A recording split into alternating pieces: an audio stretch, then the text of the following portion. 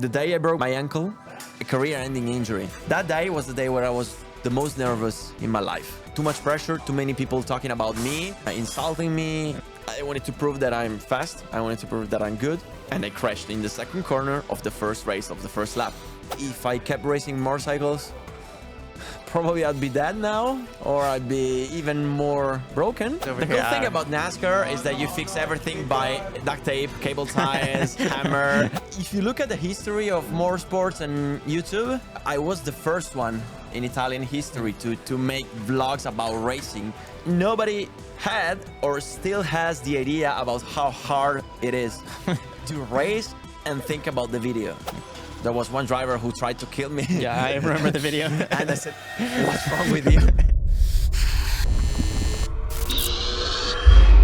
All right, well, welcome back to the podcast, everyone. Today's guest, I am extremely excited to talk to because I don't think there's anyone who's doing what I'm aspiring to do better. And he's been able to take his YouTube career and turn that into a motorsports career as well, which is not an easy thing to do. Trust me, I know from personal experience that is really difficult for a whole bunch of reasons. So I want to get into all of that. But Alberto, why don't you introduce yourself in your own words? Hi, thanks, Cameron, for hosting me on your podcast. I mean, I've been following you for many years. Really? Yeah. No way. I've been watching your videos everywhere, okay? Wow, because awesome. I was looking for other people doing my same kind of stuff and I say, wow, there is another racing driver doing YouTube's No video. way. That's cool. That's actually so cool because I've been watching your videos forever as well. And I got a lot of inspiration from watching your stuff because, I mean, trying to film and capture what's going on during a race weekend when you're trying to focus on a competition it's really difficult. Yeah. And you, I think, are the master at that. Thank you. It's a very difficult thing. So just a couple of words about me so that people can know what I do. So I'm a guy who was born with a big dream, which is the dream of racing, but I never had the chance to race, okay? Because I was born in a poor family, so we were struggling every month. So we didn't even have money to go for a rental car, okay? But the dream was there, and I spent my whole life trying to find a way to race. Because when you have such a big passion inside, you cannot stop it, okay? You have to do something to accomplish that dream. So I tried everything I could. I studied, I graduated in software engineering, hoping to create the new Facebook and become the new Mark Zuckerberg. To find the money to race, because I knew it took money to race. Yeah. It didn't work. Spoiler. So I opened my startup. I started making videos on track because the idea was, okay, I can't make money to race, but if I enter the motorsport world, maybe I can find a way to race. So I said, okay, I know how to make videos because that was my passion. Yeah. So I started selling videos to the drivers and riders. Okay. So I went on the track days and on the races and I say, hey, do you want me to film you from the outside? I can edit a video, I can do a commentary. Yeah. And I was selling videos and that's how I paid my bills and my life. Wow, okay. But that wasn't enough to pay racing, okay? Right. I just apologize if it's a bit loudy, but We're in the middle of the pit lane at Brand's hat, so bear with us, but I think it's worth it for the shot. So. This is the most improvised podcast ever, but it's the best one because we are straight in front of my box. So, and I kept making videos, selling videos to the drivers and riders. And the thing that changed my whole life was one of the simplest possible thing, but which has an enormous impact, which was just turning the cameras 180 degrees and stopping filming the others and just started filming myself. Yeah. And that changed everything because I started uploading videos about me talking about motorsports, other people, other drivers, and people got engaged with that. Okay. So I started with 1,000 followers, then 10,000 followers, then 100,000 followers. And I said, wow, there is so much people interested in motorsports, and that's cool. And that's how I finally, after 12 years of work, that's how I found the sponsors to race. So I started racing. So I started racing motorcycles, and then after I broke half of my bones. Because starting at 26 to race with motorcycles. That can't be easy. Yeah. And so I decided to switch to cars, which were more familiar for me. And here I am, racing in European Nascar.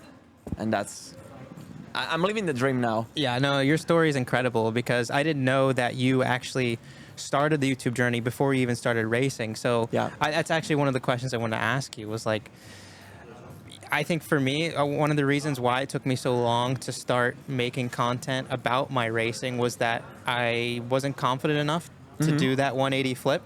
And it wasn't necessarily that it was the people watching that bothered me. It was more being in the paddock and then having the other drivers who weren't doing that judge me for it and maybe alienate me for it. So do you have issues with that? Tons of issues. Yeah. I mean, that was the hardest thing at the beginning, but I didn't care at all, actually. You know, actually, just to be precise, I started racing before the YouTube, just because in 2012, I made a talent show on TV for people who wanted to be a race driver. I eventually won it. Wow. So as a prize, they gave me an entire racing season with the 500 Abarth. Okay, So awesome. I destroyed 2 cars. that didn't go well, but you know, that was my first experience, but it ended there. Yeah. So I didn't start racing actually. I had that prize, that experience, but stop. So I had to find a way to race. So, I mean, if you look at the history of motorsports and YouTube, I can say I was the first one in Italian history to make vlogs about racing, because nobody ever thought about it, and especially nobody had or still has the idea about how hard it is to race and think about the video. Yeah. Okay, it's hard to race, it's hard to make a video. Doing the two things together is just insane. It's mind-blowingly difficult because there's so many variables to think about. I mean, like even today I saw, you know, you have a videographer with you, and he's running around making sure that all the 360 cameras are running and the GoPros are running and getting the B-roll and all that. And I can only imagine from your perspective, you're sitting in the car thinking about, oh, is that camera on? Is that camera on? Oh, actually, what if I lead from pole and nothing happens and there's no story to really tell from the race? Like, there's all these things that I'm sure really distract from the important bit, which is actually driving the car. Exactly, and that work that the cameraman is doing, I was doing it myself at the beginning. I mean, checking all the cameras. The final race with the motorcycles in 2019, we had a red flag. It was the last race of the championship where I was fighting for the championship, and during the red flag, I took care of stopping the cameras, checking everything was fine, checking the batteries. I mean, I had to think about racing, but I was thinking about cameras, so I was used to it. Yeah. But yeah, one of the biggest problem, you can say problem, but for me it wasn't a problem, it was a problem for the other people, is that at the beginning, people didn't really understand what I was doing, especially the other drivers, the other riders, because at the beginning I was racing with motorcycles. And there was a bad story about 2020. You probably don't know about it because it's just in Italian on the Italian channel, because I have 2 channels, one in Italian, one in English, where some riders, which are pro riders, I mean, talking about Italian champions, even world champions, I don't know. Really? Wow. Okay. But riders who were very fast, very successful, but were not able to become professional riders. Okay, they made a 2-hour live on Instagram just insulting me and telling all the worst thing about me. Yeah, and as soon as I saw it, I was laughing because I said, how can you be This is because so of your ignorant? skill, or because you're making videos, or where No. does that come from? Yeah, because obviously I was not a skilled rider. Okay, some people say I was talented. Okay, because I was learning really fast. Yeah. But I was still riding 2 to 4 seconds lower than the world champions. Okay, which on the car maybe half a second, but on a motorcycle, all the gap you have to multiply by 10 because it's much more difficult. So an average driver from a pro driver can drive 1 to half a second slower. On the motorcycles, you talk about 10 to 5 seconds. That's amazing. Okay? Yeah. So obviously, I was learning. I started racing with a 1000cc, and I was not at their level, okay? But I had more sponsors than them. I was invited to official events, and say, why that guy, which is lower than me, is invited? Because I have a YouTube channel, because I'm working on my image and on the videos, okay? And it was hard to understand that. It was hard to understand all the work there is behind a YouTube channel. So that was the biggest problem at the beginning. But you know, I was just doing my job. Those who wanted to be part of my videos were welcome, and those Yeah. who didn't want, okay. Well, that also makes it difficult as well, I guess, if you want these people to be characters in your story as well as you're making the videos, but then something goes wrong on track and there's maybe a bit of tension. You don't want to, you don't want to mess up that relationship that you have for the videos just because something goes wrong in the on track. So that's another big issue. I mean, when I was racing with motorcycles, I was really friend with my opponents. One of them, the guy who lost the championship against me on the last race, is still one of my best friends, okay? And we kept all the season insulting each other for fun and doing jokes. It was really, really, really fun. And I remember that I was still catching my first victory on motorcycles. And when we were going on the starting grid, that guy, which was my opponent, just looked at me and told me, use your mind, okay? Like, you can do it. You can win the race. Think about that. yeah, My opponent. your opponent said that. Yeah, That was that's powerful. That was probably the best friendship I ever had on motorcycles in my life, and that was really amazing. But it's not always like that. For example, in car championships, I had problems with our drivers. There was one driver who tried to kill me. Yeah, I remember the video. And I said, what's wrong with you? I mean, I have 6 cameras on my car. Why are you doing that? And also, when some bad things happen, you don't know what to tell on the video. You don't know how to tell things, because then you can be sued because you said something bad about somebody else. Yeah. That's the most complicated part about my job, apart from finding money. Yeah, well, we'll get into that a little bit later, but when it comes to making the content, I think you found a good balance of mixing in what's your live reaction throughout the weekend, like getting out of the car, having the mic turned on, and what am I initially thinking? But then you also have this mix of like where you voice over, and in your case, you actually are almost acting as well, because you're trying to animate yourself in a way to sort of say, this is how I was really feeling in the car at the time with all the adrenaline. So how did you find the balance of doing that in a way that you could tell the story accurately, but not lose the magic of the race weekend? That's difficult because we're talking about acting, and I actually studied acting for 3 years for fun. Well, that came in handy. Yeah, I mean, one of the things that I always say is that I always wanted to be a race driver, but I didn't know how to do it, okay? It's like you want to prepare a recipe, but you don't know how to mix the ingredients, okay? Okay. First, you have to find the ingredients. And the more ingredients you find, the more recipes you can prepare, okay? It's like, you know, those games where you have to connect the dots, and then at the end, you can see a drawing, okay? Life is something like that. The more dots you can put on a white paper, the more complex the drawing can come out. Yeah, makes sense. And that's what I did my whole life. I wanted to race, but I didn't know how to do it. So I started putting the dots on my blank sheet of paper.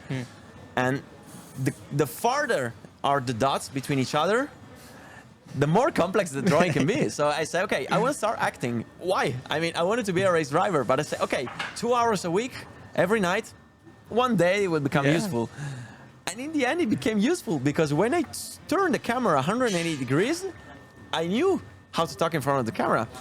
Obviously, it took some time, it took some practice, but what I always did is, okay, first do something, okay? Unless you don't hurt anyone, you can do whatever you want.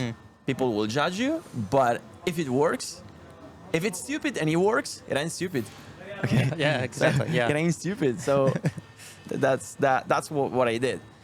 Have you ever told a story a certain way, maybe about another person, right? Someone really, you know, took you out, I don't know, did something really negative to you. You told the story a certain way, you finished the video and you said, I can't actually upload it, or I need to change it?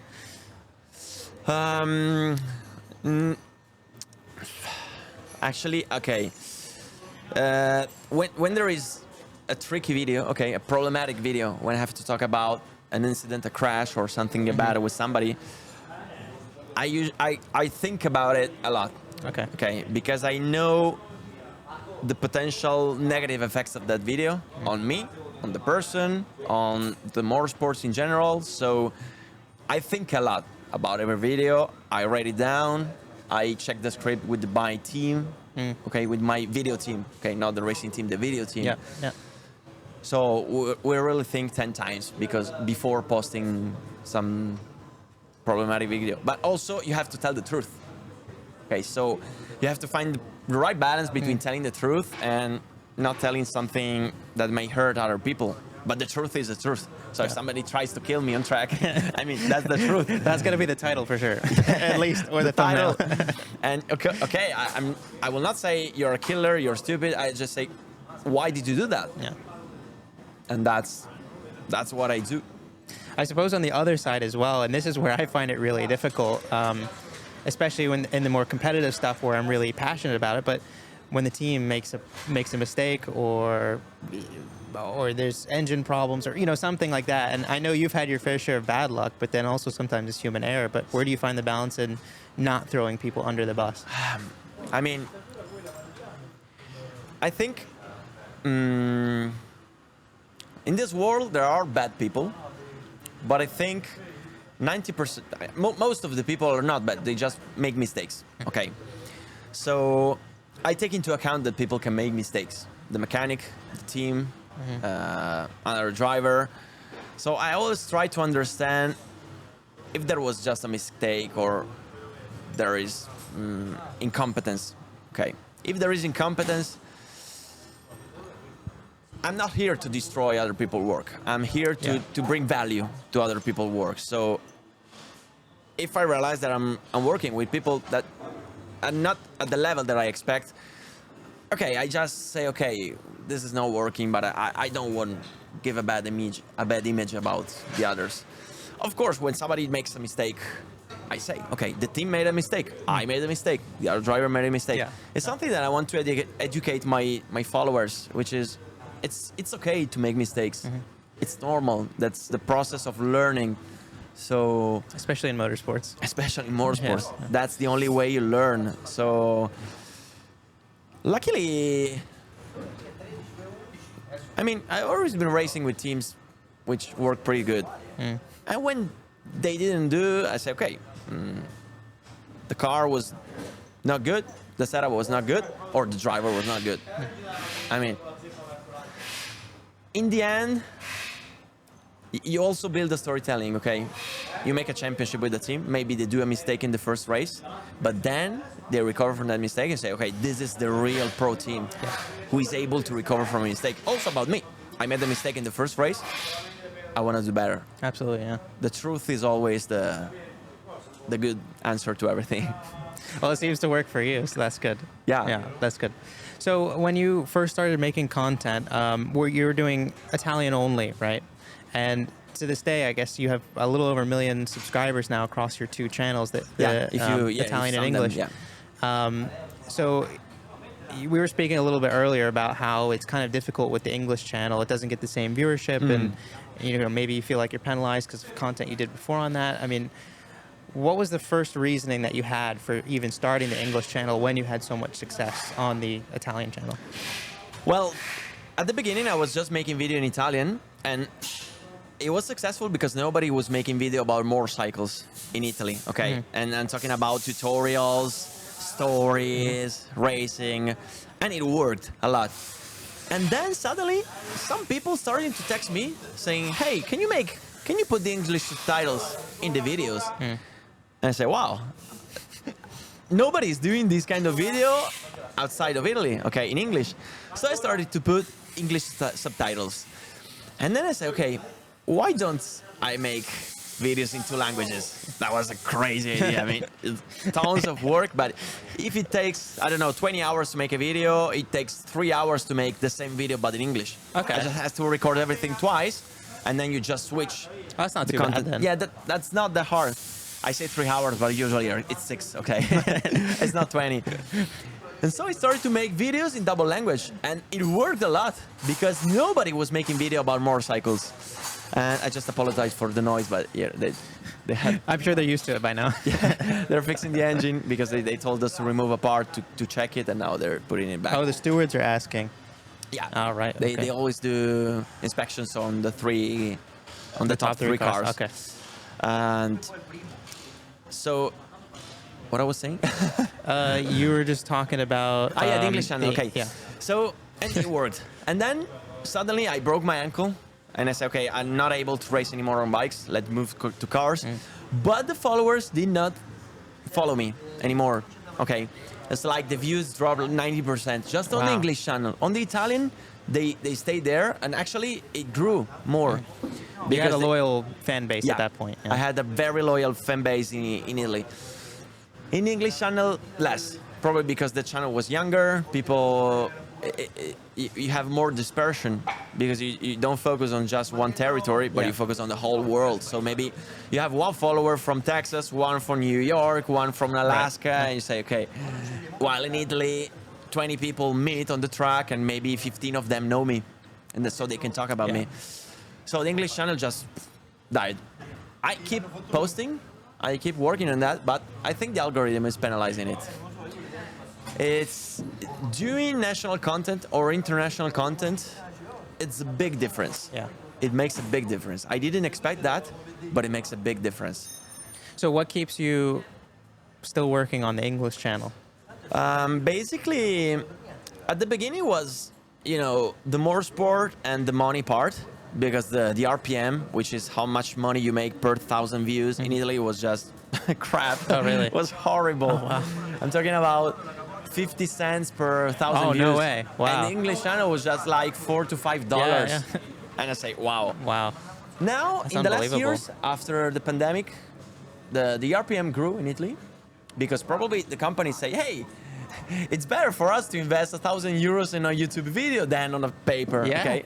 And yeah, we're always late in everything. But then we come. Okay, at the end we arrive. Always late, but then in the end we arrive. So, and then okay, when I saw that the earnings grew up also in Italy, in Italian channel, I say, okay, the most important reason why I want the English channel to grow is the motorsport part, because as soon as you are followed internationally, you can race in European Championships, World Championships.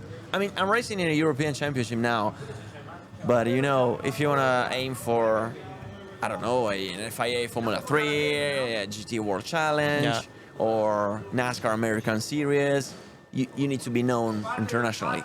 So you named 3 very different championships there. This is a question I also wanted to ask you is, what's the end goal for you? To be Formula 1 World Champion. You're going for it, 100%. I mean, I always shoot for the highest possible goal, okay? There is a story they told me. I don't know if it's true, okay? Maybe it's a totally inventing story, but it's inspiring for me. So don't think that it's true. I don't know it. I have to check it, but it's my inspiration. They said that Elon Musk, when he first developed the first Tesla, said to the engineers, okay, guys, this car need to go 1,000 kilometers with just one full charge. It was an unrealistic goal. But maybe with such a high standard, they went from 100 to 200 kilometers. Right. Okay, so in the end, you always get sad. Okay, you never reach your goals. So that's something that it might be dangerous. Yeah, there's a balance there, I think. But I always aim to the top. Realistically, I'm super happy with this championship. The European Nascar is just an amazing series. I want it to grow, so I'm doing my best as a content creator to make it grow. I would love one day to race 10 racing weekends per year, maybe 15, maybe 20, like Formula 1. Yeah. And that's a big goal for me. But my goal is to become first European champion. I got so close last year. Then world champion. With what? Whatever. Whatever, yeah. Whatever. I love racing. Well, so it seems like you've driven like just about everything under the sun. Well, at this point, because like at one point you're driving like a Formula Predator, which is it's a Formula car, and then you're hopping straight back into a GT car or a Legends car or something. So you've really had a big variety of cars. Where is it that actually steers you? Like, where does your passion actually take you? Is it Formula? Is it GT? Anything with 4 wheels and 1 engine. And the wheels must not necessarily be 4. They can be also 3 or 5 or 6. Or 2. Anything in a closed circuit with wheels and engine is the best thing for me. But where I found the most motivation, okay, is to promote the low budget championships. because people is losing the culture of racing in Italy because they don't know that you can race with not so much money. Okay. For example, the Legend Car Championship in Italy. What is that? It's like a chainsaw, or somebody is doing a burnout. They're cutting something into a garage. Oh, it's one of those over the here. The cool thing about NASCAR is that you fix everything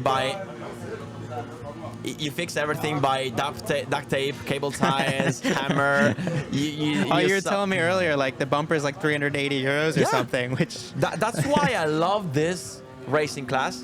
And we can't say it's low budget, but if you think about the car, it's actually low budget, okay? Yeah. And I was talking about legend cars, okay? For example, you can do the Italian Championship with the legend cars by renting the car with 20,000 euros per year. So it's not peanuts, cheap, but okay. Yeah. But if you have a good job, I'm not talking about a manager or a CEO or entrepreneur, but if you have a good job and you want to do sacrifices for racing, you can get 20,000 euros. You can find sponsors, and people don't know that. And that's what I wanted to do. I want to say, hey guys, you can race, you can do it. And many people approach motorsports in Italy after my videos, and that's my biggest satisfaction, because being able to see full grids, it really warmed my heart. And seeing Legend Cars Italian Championship, which went from 20 cars to 40 in just 1 year, that was super cool. That's so awesome. And also this car, the Euro Nascar, for example, a top racing season with tests, some damages with the top team costs around 100,000 euros. I made a video about that, explaining every cost. So with a 420 horsepower car, that's fairly reasonable when you in the grand scheme of things. Exactly. Yeah. And if you break the bumper, the front bumper is 380 euros. If you break the splitter, it's like 150, not 15,000 like the GT3, okay? Yeah. And that's cool. No, that is cool. I mean, is this something that you see yourself... Is this something you see yourself like always prioritizing the content over the motorsports because of sponsorship reasons, or do you ever see yourself just doing a championship purely because you're like, I'm being competitive, I'm going full focus, I'm not going to care about the cameras, I'm just going for it? Could you ever do that? That's a big question. That's really a big question, because at the beginning I was just thinking about content, okay? So whatever championship, it was the first year, so if I wasn't competitive, okay. Even if I always want to win everything I do. So if I go playing bowling with my wife, I want to win, even if she's my wife. The more I win, the happier I am. So at some point I realized that doing 200,000 views, okay, it's 200,000 views.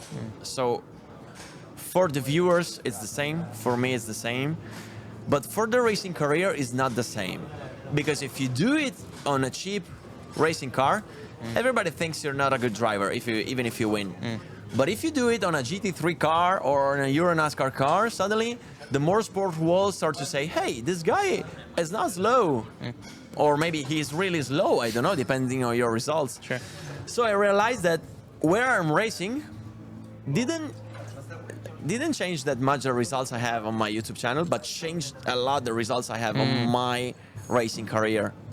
Interesting. So at that point I say, okay, I still want to race with cheap racing cars, I still want to promote them, but I also need to race with an international class, with the higher prestige. That's why you're doing Euro NASCAR. And that's why I'm racing Euro NASCAR, okay? So it means more budget, okay? It means more work, but for the racing career, it's very important. For example, I don't know, you've been racing with FIA Formula 3, okay? So if you won like 20 times in your life the Legend Cars UK Championship, you're no one compared if you finish in the top 10 in the FIA Formula 3. It doesn't make sense. Yeah. Because winning 20 times the UK Legend Car Championship means you're a talent. Yeah. But people want to see what you do in important championships. But then on the other side of it, I think from a content perspective, and this is what I've discovered in the last year of doing YouTube, is people prefer the cheaper, like form of motorsport, sometimes it's just flat out more exciting. Like, I mean, sometimes the higher up you go, the more processional the races are. There's downforce and aero wash and all that. But when you just watch cheap form of motorsport, one, it feels approachable, like it's something that they could do themselves potentially one day. But then also, sometimes it's just more exciting. So is that going to be a problem for you if you continue to move up into higher level of championships? Yeah, it depends, because if you move to a higher level, people start to follow you because they are interested in the higher level. For example, I see MotoGP riders and Formula 1 drivers, they starting to do vlogs. I think they're not doing anymore during the race season, because racing and filming is something that you really need to get used to it. But they really got hundreds of thousands of followers because they are MotoGP and Formula 1 drivers. Okay. So at that point, people get interested to the class, to the car you're racing. But in the end, yeah, content is king, always. So if the car is not interesting, you have to do something to make it become interesting. And basically, normally, if the car is not interesting, with that car you do the best races, usually. Because there are overtakes in every corner, more than a Formula 3 or Formula 2 or Formula 1. So in the end, you have the content. You have the content, but then sometimes it's easier to then to get someone to click, right?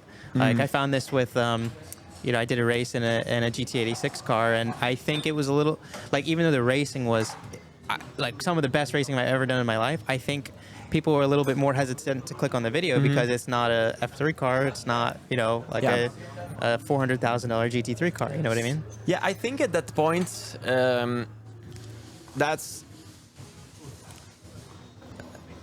I think there is a difference between how you get the views, okay? Because if you're a YouTuber, you can get views based on the content or on yourself, okay? Okay. People may follow you because of the content or because of you. And that's the most difficult thing to do on YouTube, to get people engaged with you and not the content. So that's where I think I'm not at yet. I'm not at that point yet. Yeah, but me neither. On the English channel, I'm not there yet. I think it's something which has to do with internationality. Okay, if you do international videos, if you're racing today in UK, tomorrow in the USA, tomorrow in Japan, it's hard to get people fell in love with you, okay, as a person. So they may click on your video because they say, hey, he's talking about cars, I want to know about cars. But if you drive the Toyota GT86, maybe the car drivers say, okay, I don't want to know anything about that, so I don't watch that video. Yeah. I was able to do that in the Italian channel. I don't know how still, but I think basically mostly is because I'm talking Italian. I'm speaking Italian, so I'm referring to a smaller country where people talk with themselves. And so if I make a video about driving a car on a specific track, the people that will go on that track, on that race, they will say, hey, did you watch Nascar video? Who is Nascar? Watch it. Okay, because they are on the same track. Right. But if I make a video about Monza on the English channel, a driver from UK and a driver from US watch my video and they don't talk to anybody. You can almost else. exist outside of the algorithm because there is actually a word of mouth spreading of your content. Yeah. So if you're a YouTuber like, I don't know, PewDiePie, Casey Neistat, which are not about motorsport, but they are some of the most famous YouTube in the world, David Dobrik, those guys were able to make the people engage with themselves because they were talking about, not about the thing, but they were creating a format which was entertaining, like Mr. Beast, okay? When we talk about motorsports, it's a bit more difficult because we talk about a specific thing and people may follow us just for that specific thing. So you make a video, you make 2 million views, you say, wow, 2 million people now know me. Then you make one video, 5,000 views. I say, why? Guys, why? And that's difficult. I would suggest to do like Facebook. Okay, I don't know if you know the story about Facebook, how it was born. Yeah, a little bit, yeah. At the beginning, why did Facebook blow up so much? Because Zuckerberg, at the beginning, it launched for the schools. So it was very local. So people wanted to join Facebook because, I don't know, if you're in the class, you want to know that blonde girl on the other class, and you don't know, okay, is she engaged or not? Does she have a boyfriend? I want to look that on Facebook, and that was what makes Facebook start. Yeah, absolutely. Because it blew up in a small area, and then it gradually expanded. Right, that makes sense. So, for example, for you, that night thing would be, I don't know, to become popular in one area. For example, I don't know, in the UK, you go to race with legend cars or a very cheap race car. Okay, with cheap I mean not bad. I mean just that it's not expensive. Okay. And so people start to know you. You make tutorials for those people. They start to talk about you, and then they engage with you because they see you on track. You go to talk with them. You engage them in your videos. That's what I did at the beginning, and it worked a lot because people were inviting me to just try their go-kart or their motorbike. Right. I said, okay, I try it. Then 100 people were there. I engaged them in the video, and that leaves an emotional impact on them. So then 100 people, it's not that much, but you have 100 people which now follow you. And then they will talk to other people, and that's how it spreads. That makes a lot of sense. I mean, how important do you think it is to have other characters in your story? Because the channel is Alberto Naska, but there still are, at least 4 or 5 regular faces that I can recognize from watching your videos that, aren't really affiliated with the channel at all, right? Yeah. I think it's important, but you have to do it correctly, okay? And that's why studying theater and acting was important for me, because that's where I learned all that stuff. I learned how to put the other character in video and give value to it. It's not that I'm skilled. I mean, I studied it, okay? So that's why I suggest to everybody to do an acting class, even if you don't do videos, because you learn so much about interacting with people. Yeah. As soon as I started to do theater classes, I realized that when you go out for dinner with normal people, 90% of the people don't listen to what you say. They just wait for their turn to talk. And that's really bad. You say, are you really not interested in what I'm saying? Yeah. And if you want to make a show work, you just have to listen to the other one. And that was the most important thing, the golden rule of theater, movies, acting. And that's something that I learned and I brought to my video. So every time I invite a character, I just listen to him and I try to take the best out of him. And yeah, when you learn to do that, it just takes really a few classes, just 1 year of amatorial theater. You can do that, and it changes dramatically the way the video comes. That's very interesting. Because if you invite a character and he's boring and you don't know how to engage with him, that part is weak. You have to cut a lot, okay? But if you let them improvise and take them in best moments, ask them the right questions, that's the key. That's the key, and that's important because that way the video becomes more human and not egocentric. Yeah. You're not focused just on yourself, but on the other people. Absolutely. Well, so you mentioned improvisation there, and this is something I'm still learning as well in my content, and that's the first type of videos I was making. They're fully scripted. They were on a simulator, so it's a little easier to do. Fully scripted. I know what the storyline is going to be. I know what the expectation is. But what I found is the videos that I enjoy making the most are the ones where I just go somewhere, film something, and at the end of it be like, okay, how do I turn this into a watchable video? How much of that plays into your videos? Is there any sort of pre-production planning for how the weekend's going to go? Okay, it depends on the video, because if I make video about a topic, okay, I tell a story, I make a tutorial, it's right, that's all different scripted, story, yeah. all scripted. But the vlogs or the racing videos are all improvised because I don't know what's going to happen during the race. So I always have one of my antennas, okay, ready to capture something that might be interesting, okay? So earlier, I went there to the guys, which were putting back the part on the engine, and without telling them, I just went there with the camera filming and asked them, what you're doing? We're putting that... If you don't leave them time to think, they will answer spontaneously. Right. So the best way to engage with people is just hit record, go there and ask a question with the camera pointing the face. And if I look at you, you just smile and say, yeah, what you're doing? Okay, like if they're talking to you.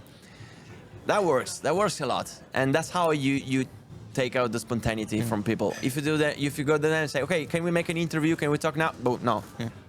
I noticed actually, I saw an interview with Casey Neistat recently where he talked about how he always, when he vlogs and he's talking to someone, he always has the camera off here and he's just straight on eye contacting the whole time, because then they don't even think that the camera's there. They're just like, oh, he's having a conversation. He's got this weird thing in his arm. You know? Exactly. That's interesting. That's, if you think about it, when you're watching a show, maybe a comic show, you say comic? Comedy show. Okay, because in Italy it's comic, but comic is something different. Okay, forget it. Yeah, when you watch a comedy show and you see the comedian on the show, on the stage, inviting somebody from the spectators, okay, obviously the guy he invites doesn't know anything about comedy. But in the end, the result is comic. It's fun to watch because the comedian is able to take out the best from the people. Yeah. That's the key of engaging with our characters on videos. That's interesting. It's got my gears turning for sure on how I can modify the way I interact with people. But on the other side, there's the technical aspect of making a video. And this is what I think my brain was a little bit better suited for, because I was studying filmmaking before I got into racing. Oh, cool. And I didn't do karting and stuff. I got into racing late. Whole long story. But filmmaking was my passion, so it was the technical, like sort of putting an assortment of clips together and understanding the cameras and how those work. How did you learn that side of it? Because you clearly have the personal skills from the acting and everything, but how did you learn the technical side of putting the videos together? Of filmmaking. Yeah. Actually, it's the first thing I started to do in the pursuit of my dream. Because when I was 16, and I wanted to become a race driver, I said, okay, how do I become a race driver? So I went online, I found a forum, and I asked, okay, guys, I want to be a race driver. How do I do it? And the first question they asked me was, how much money do you have? I had like 100 euros in my savings. And I said, okay, forget it. But you can race with sim racing. And that's how I started, with sim racing. Okay. I just bought a used, very old, ugly wheel with a very old computer. And at that point, they asked me, hey, do you know how to make videos? Can you make the video of the championship? I said, I have no idea, but I can learn. So I started learning videos, how to edit videos about the races we were doing on the simulator. And that's how I started. And so when I started making YouTube videos, actually I was making videos by 10 years. So I had 10 years of experience on filmmaking. Okay. So yeah, it's just gradual over time and learning little bits, pieces over time. Exactly. Right? That was one of the dots that I put on the blank sheet of paper. So knowing how to make videos, knowing how to act, like a software engineering degree that, I mean, it's useful because it creates your mindset to do things. So how long was it from, as I imagine you were making your own videos by yourself for a long, long time. How long did it take you before you realized you needed to expand the team, and what was that process like? I did the course also about that. It was about management, time managing, okay, which taught us that you need to find collaborators, because you can't do everything by yourself. Okay, you need to delegate in Italian. Delegate. You need to delegate. It's the same. Okay, in Italian we say delegate. Okay, you need to delegate part of your job. So I say, okay, after 2 years that I was making YouTube videos, I say, okay, I need to find a video maker. But it was a difficult task, because I needed to find a creative person which was able to absorb my style, and that was difficult. But eventually, after 3 months, I found it. Okay. So that was the first step. And it was someone who also understood motorsports as well? Oh, because that's what I struggle with, finding someone who's creative and understands motorsports. It's not like they don't exist, but it's harder to find. Not that much. He liked cars, but he didn't really understand anything about motorsport, because unless you're a racing driver, you don't know what's going on inside the race car. And that's where I taught him to understand the whole thing. It was a learning process. But in the end, I supervise every video. So every time, okay, For example, last video, which is coming out tomorrow, in the Legend Car Race, I broke the electronic shifter and said, okay, how do I know in which lap you broke the electronic shifter? And I say, okay, this is the lap where I struggle to put the gear, where I start to using the foot in another way. So yeah, you know, you always have to teach. Yeah. So it's never fully autonomous. You always have to be involved in the process to make sure. Yeah. Make sure everyone understands. Yeah, especially because it's a creative process. It's both a creative process and a technical process. So it's impossible to find somebody who knows about filmmaking and knows about racing. I mean, yeah, there's got to be very few people on the planet, if any. Yeah. If you have the budget to race, you will not become a video maker. Okay, it's difficult that the two things go together. And if you do so, maybe you open your own YouTube channel. So exactly. Yeah. Yeah, that's the part of teaching the job to other people. Yeah. That's a part of it. I mean, everybody can learn everything if they want. So how big is your team now? For the video side. Yeah, if we think about full-time people, now it's me, one video maker, another video maker, another guy who is both social media manager and video maker, 2 managers, 1 secretary. Wow. And next month I'm going to hire a full-time author to wow, write big me team. technical video. Yeah, now 8 people full-time. Wow.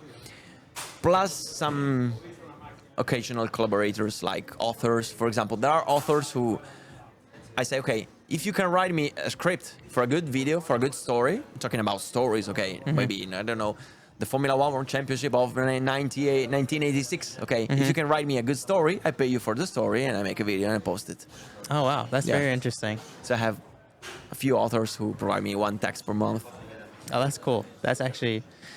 I'm curious, though, like, what managing that team is like, because I can imagine, like, even today, you know, you were literally coming back in from the race, and I get a notification that you posted a video, a main channel video on the English channel. I'm just thinking, every time I post a video, I'm like on YouTube Studio, making sure it all went well and making sure I post something on Instagram. But you seem to be like able to just fully kind of delegate those processes. How active are you in that process? Let's say during a race weekend where you're the busiest, and making sure that things behind the scenes are still going well. I'm becoming less and less active because I know I can rely on my team. But for example, half an hour before the race, I just sent a text message to my social media manager and say, okay, did you post the link of the live race on Instagram? And say, yeah, I already did it. Okay. Think about the race. Okay. Yeah, it's about organizing the job. Yeah. Just a calendar, planning. So, is the YouTube team, or do you separate that from the motorsports team? Because I'd like to get into sort of how the finances work of using the YouTube to sponsor racing. So do you separate that, or is it more you get sponsorship and it's not just to run the race car, but it's also to run the content operation as well? So I'm kind of a typical driver, because every sponsor you see on my car, my sponsor, okay, not the team or the championship sponsor, but every sponsor of mine also want me to create content about them. So I have no pure racing sponsors. So every sponsorship is revolving around the YouTube channel. Okay. So yeah, there's no traditional racing sponsors. No. Like, they're not paying to just come to the races and host guests. It's literally about content. Yeah. No, if I race and don't make videos, sponsors are not interested, which is normal. I mean, I'm not racing Formula 1. And I'm not doing strange tricks with sponsorships. I mean, I'm really promoting the brand, the product, and I create a campaign which, aside from the logo on the car, you also have Instagram stories, reels. I talk about the product, I use the product, and that's the most winning possible, the most possible winning thing you can do. And that's content, I assume, that you're posting to your audience, but you're making content for them as well, for their channels? Yeah. Sometimes, it depends on the deal, but we are open to anything. I mean, the best collaborations in the world are the win-win collaborations, and that's the only collaborations we do. If we need to advertise a product that we know it's not going to sell, we know it's not going to work, we just say no. I mean, the sponsor needs to be happy about the job. Yeah. That's the only way. So the thing that I find difficult as I'm trying to transition from going for the traditional motorsport sponsors and going for more YouTube understanding sponsors, because I think there's a difference. Like, there's a lot of companies that don't get either side of it. Are the companies that you're approaching, are they ones that you have to educate a lot on what this whole thing is? Because this is unique. Like, having an actual audience on YouTube is not actually, it's not that common for racing drivers. So how do you do that education process? It was the hardest thing in the beginning, especially with motorcycles, because the motorcycle world was really, really old school. Okay, I mean, I don't want to talk about specific brands, but there is a brand who offered, not to me but to another content creator, they offer him a motorcycle to do a series of videos, talking about like 5-6 videos, and they just offer him the use of the bike without tires, without fuel. And he said, guys, I'm promoting your bike for 6 videos, 1 million views, and you're really not giving me the freaking tires. And I said, no, forget it. That means that probably the marketing people were not bad people, I hope. They were just uneducated. They didn't know the potential of YouTube. So the best way to educate them is to show the results. And when the company started to see that me and our content creators in the motorcycle show, which is EICMA, I don't know if you know it, it's the biggest exposition of motorcycles in Europe, I think in the world. They do it every year in Milano. And when they saw that we brought like 1,000, 2,000 people to their stand, they said, oh my God. This is the power of YouTube. This is something you cannot get with our media. You have to educate them. It takes time. It takes a long time, and it takes good marketing people, good managers who know how to talk with marketing people. It's a long job. So is it mainly an outbound type of thing, or are you getting lots of requests as well? No, we do zero outbound. Yeah, especially in the beginning, we did 0. And that was our strategy. Because every time you go ask somebody, you're weak. Okay? If they come to ask you, you have more power over that. Okay? But it also means that I don't want to use the word power. I just want to use good results. Because if people come to ask you, it means you're doing a good job. It's hard to accomplish it. Okay, it's hard to do it. But that's something we did with creating public relation. And that's why I say starting local is important. Because if you go to a racetrack, you meet people, you meet drivers, you meet the promoter of the championship, you meet the sponsor, and you say, hey, you meet the tire manufacturer, and you say, hey, I have YouTube channel. Oh, this is my manager. I make YouTube videos. Something like that. In the end, every commercial relationship is made about people. It's a deal between people. So the people relationship is the most important thing you can build. So that's how you create actual sponsorships. Is there a type of sponsor that you'd prioritize over another? Like, is it one where, like, I don't know, I'm trying to think, like, you know, you're sponsored by Insta360, for example. That is particularly relevant for someone who makes action content. And in this case, I'm sure you get a bunch of cameras and equipment that helps you make the videos. Is that something that you take into account when going for a sponsor, or would you rather go for top dollar just to make sure that you can be competitive and fund everything? It depends. Okay, so obviously, if they ask me to sponsor nail paint, I don't know what's the name. Nail varnish? I don't know. I don't know. The thing that girls put on their nail. Okay, I would say, yeah, that would be good, but how do I sponsor that? How do I advertise it? I can invent something. I can make a deal with my wife, with other racing girls. Okay, you can invent everything. Oh, obviously, if the product is consistent with your content, it's better. But I also advertise product which had nothing to do with my world. For example, one of my sponsors, one of my former sponsors, now we're still going to work together, but he became one of my friends actually. He does courses about real estate. And Okay. it has nothing to do with racing, okay?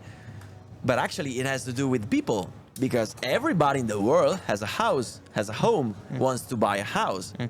So yeah, your followers follow you for motorsports, but they live in a house, okay? Right. Yeah. So you can find a way to talk to them. And yeah, the connection was that we both had the same passion, so we started racing together with motorcycles, and so that's how we did it. But yeah, you can do everything you want. Also, I don't know, the shaver, okay? To shave your beard. I mean, everybody has a beard. Not everybody, but almost everybody. So need it. So you can find a way to sponsor it. And my goal, for example, with Insta360, as soon as we started a deal together, my goal was to make them sell as many cameras as possible. And that's something most of creators don't actually do. They don't think about the brand. They just think about the money. They just think about making the video, okay, the content. No, I want people to buy those cameras because I use them for every race. So I created a campaign to make the people aware of the best thing possible for that product. And in the end, when the sponsors say, okay, wow, you sold many cameras, let's renew it. It's a win-win. Yeah, that's a win-win collaboration. I don't just look for money or stuff. I look for the satisfaction of the sponsor.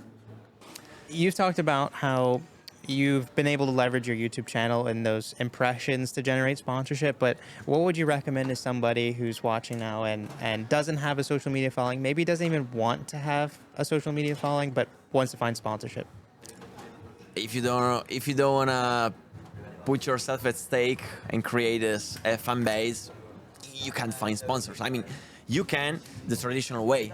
For example, I don't know, you have a rich father, you have or a mother, you have a family which is connected to other companies. Okay, so that's how every racing driver starts. Okay, Sure. but you have to be lucky to be born in the right place at the right time in the right family. So if you don't, either you build your business, but it takes many years, or you start creating a social media fan base. And you can't not want to do it, because otherwise sponsors are not interested in you. I suppose, like, the example I'm thinking of is, you mentioned some of the cheaper championships that exist in Italy, for example, and you could spend 20,000 euros and maybe have a good job. As you know very well, content creation is a full-time job. Trying to be competitive in motorsports, even if it's low level, still can be a full-time job. And then if you have a full-time job on top of that, how is it possible for someone? So That's the hard. problem I want to solve or help people solve. That's hard. So one of the things that I learned in my life by learning from entrepreneurs and other people is that you cannot, if you want to build something in your life, you cannot live your life at the RAV limiters. Okay, if you earn if you earn 2,000 euros per month and you spend 2,000 euros per month, there's something wrong with you, and you can't accomplish anything. So the best thing to do is to lower your lifestyle. So maybe lower the hours you work or lower the money you spend. That way you can invest on something. There are plenty of video makers who can work for a few money. Maybe they're learning, they want somebody who believe in them. So you can invest, like, okay, you earn 2,000 euros per month. Find a lifestyle of 1,000 euros per month. You don't eat fancy restaurants, you live in a small apartment. So you have 1,000 euros per month that you can invest in somebody that helps you create social media content. Maybe a junior content creator or a junior video maker. And that's how you start. But if you work 12 hours a day and you don't have time to dedicate to other passions, it's hard to do that. So that's what I did at the beginning. I always lived to the lowest possible standards. So cheap supermarkets, small apartments, small rents outside of the city, so that I had, even if maybe I don't have spare time to do other stuff, at least I had money to pay somebody to do those stuff that made me possible to get free spare time. No. Okay, That makes sense. So if you earn 11 euros per hour and a house cleaner earns 10 euros per hour, you can pay her or him to do the job and you'll still earning. Yeah. Okay. Yeah. I get what you're saying. Yeah. So if you find somebody that earns less than you can pay him and get some free time. That's the basic of everything. You start Absolutely. little. That's your strategy. Yeah, that's the strategy for everything. And invest money in other people and in formation, in personal formation, personal learning. You say formation in English? No, formation means when you learn something. Personal development. Okay, I guess. Invest money in personal skills and personal development. Do online courses, live courses. That's the best thing you can do. Use the money for that. That's the best investment you can do. When you learn a new skill, you win. When you find somebody who can do something better than you, and you can pay him to do the job, you win. And I think also on YouTube, there's so much free, amazing information as well. I think up to this point, that's where I've learned everything about making content, and like there's a productive way to consume content as well. I mean, sometimes it's a little harder with the short form video platforms, but on YouTube, there's a wealth of knowledge and people who are willing to share their secrets as well. So one of the most viewed videos on YouTube about video editing is like a 4.5 hours video. It has like 6 million views, and it's called Complete Video Tutorial from Zero to a Video Making. 4 hours. You don't have 4 hours to learn. If you don't have them, find a way to have them. If you don't want to learn, pay somebody to do the job. You don't have the money, lower your standards. That's logical. Yeah. One more question, Alberto. Do you still get nervous before a race? Big question.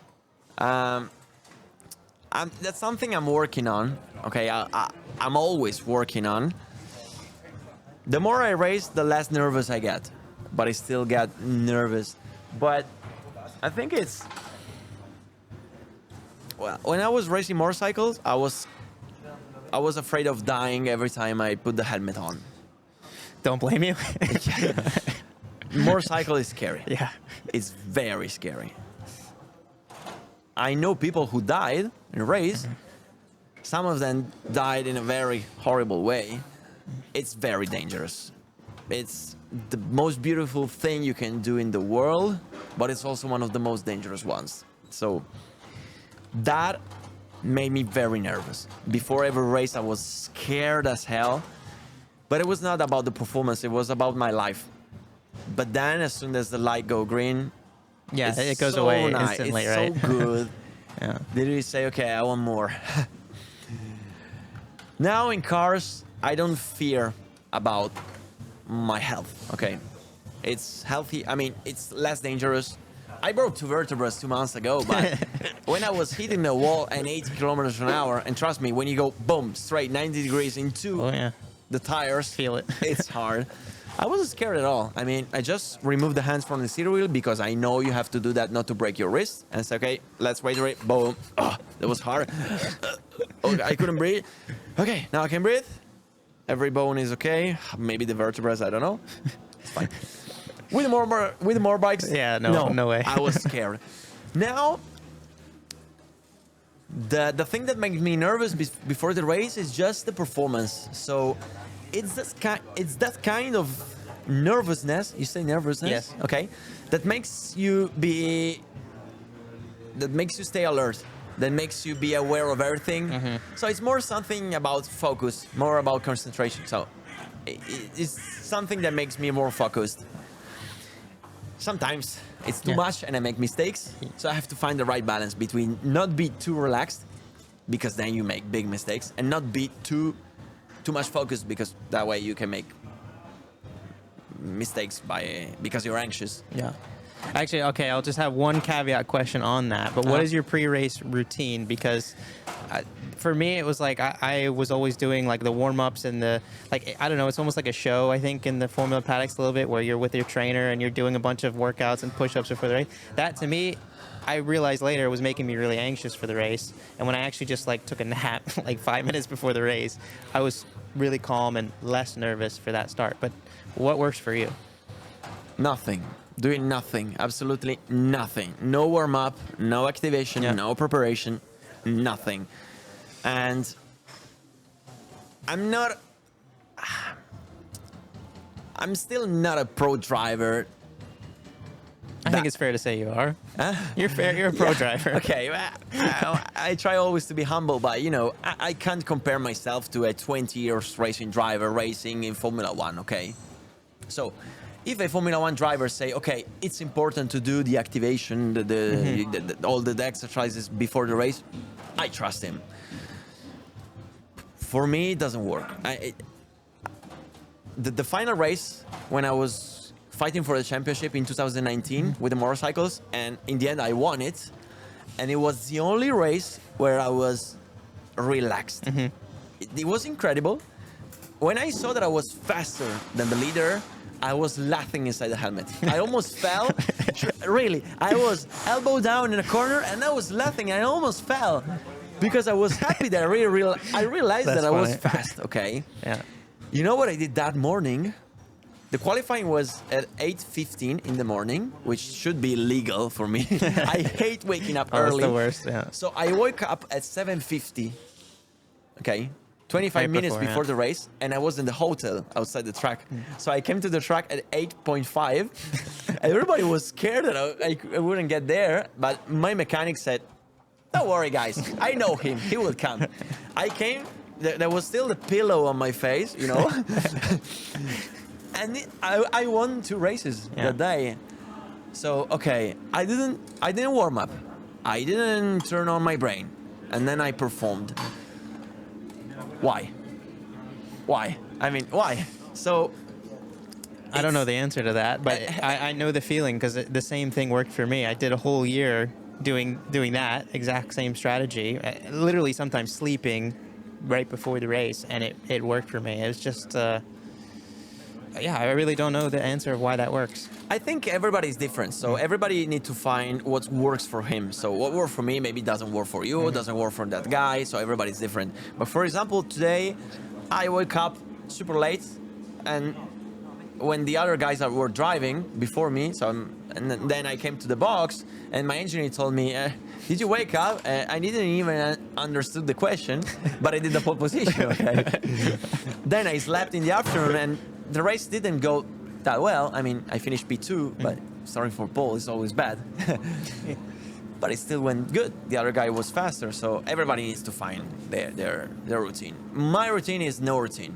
And all the times that I can be relaxed and have fun and laugh with the guys, it usually works. And I remember Valentino Rossi once said that he started to win every race when he started to have fun when he was riding.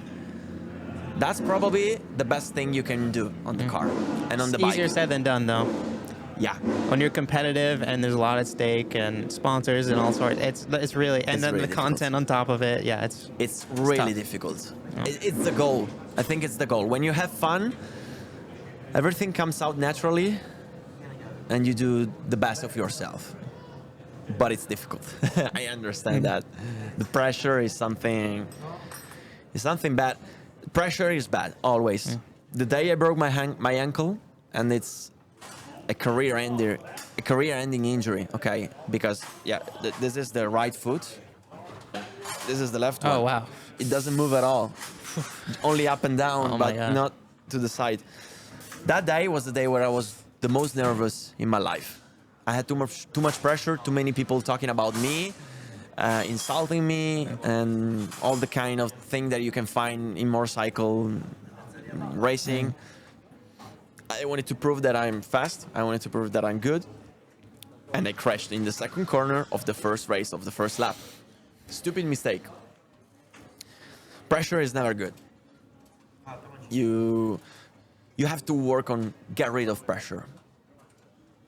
It's difficult. It's really tough. I mean, I'm a bit handicapped now because of the pressure. So I learn on my body. Now it gives me a lot of problem on the knee, on the hip. But that's how you learn. That's a learning process. Yeah. Sometimes you fall.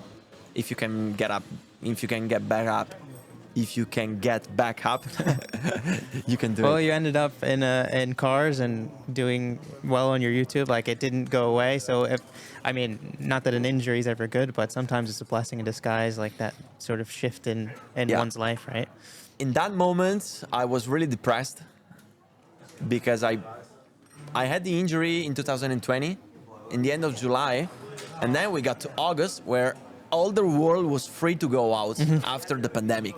So after 4 months stuck in my house, I was not able to go out because I was stuck in the bed waiting for another surgery.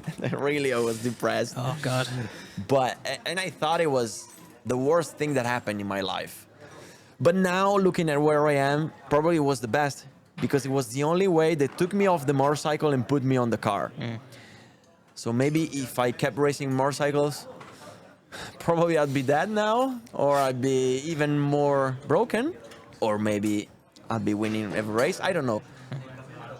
But now I'm in a better position than before. And considering my skills are better on a car than on a motorbike, it took me a hard hit to understand it. But now everything is better. Everything happens for a reason. Yeah. Yeah. And if they don't happen for a reason, find a reason. Invent one. Build one. Well, Alberto, like I think I learned so much from this conversation, and it's cool to actually speak to someone who's succeeding in exactly what I'm trying to do, and you're really a role model for me in terms of content creation with Motorsport. So massive thank you for everything you do for the community as well, and all the best to you. Thank you so much for hosting me. Thank you guys for watching this podcast. I hope it was useful for somebody of you, and at least I hope you enjoyed it. Anything you want to plug? Anything you want to send people to? Anyone? Oh yeah, if Cameron will put the links below. I'll put, on my all the channel, links to Alberto's stuff. Yeah. I'm sure you've seen his stuff already anyway. But You can find my content. You can find the video of this race. I already spoiled you the results, but you can see the other races, and that's it. I hope we can race together one day. we definitely need to do that. I need to invite you to do one race of the Legend Cars European Championship. Yes, absolutely. It's on camera. We're doing it. Yeah. We're gonna do it. Somehow we're gonna do it. Yes, we're going to do it. I'd love to do that. Cool. Thank you, Alberto. Thank you so much. It was nice to meet you. Nice to meet you as well.